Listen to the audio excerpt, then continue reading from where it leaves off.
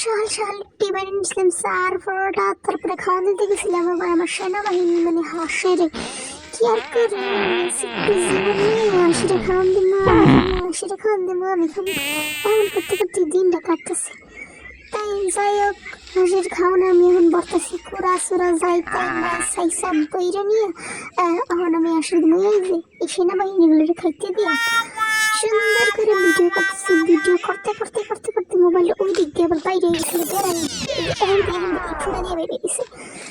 তারপরে আর কি সুন্দর করে মোবাইলটা তুলে নিয়ে দৌড় দিলাম।